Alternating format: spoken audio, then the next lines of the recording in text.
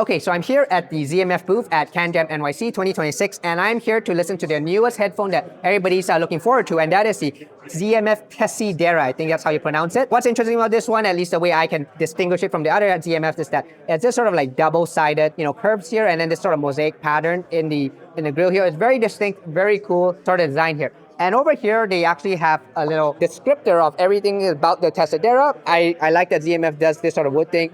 Unfortunately, I am illiterate, so I can't read this, but you can pause the video and read it through if you want to. So what do I think about the sound of the Tessidera? I've been listening to it for a little bit. I actually heard the Caldera open and close before I heard this headphone, and I'm very glad that I did because I can definitely see where they put a lot of inspiration from those headphones into this one. At least that's my thinking here. It is like a very sort of middle ground between the two, where I would say it's more akin to the Caldera close, where it has a bit more of that lower mids energy, a bit more of that bassy presence to it.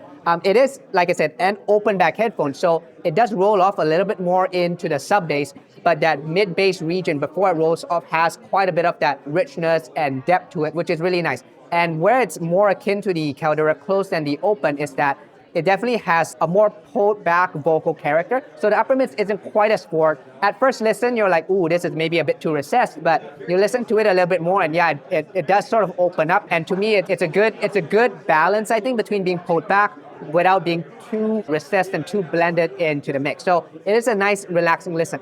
The treble on this is also pretty interesting. There's quite a bit of treble sparkle and crispness like the Caldera open, but it does smoothen out the treble quite a bit more than the open did, at least for me.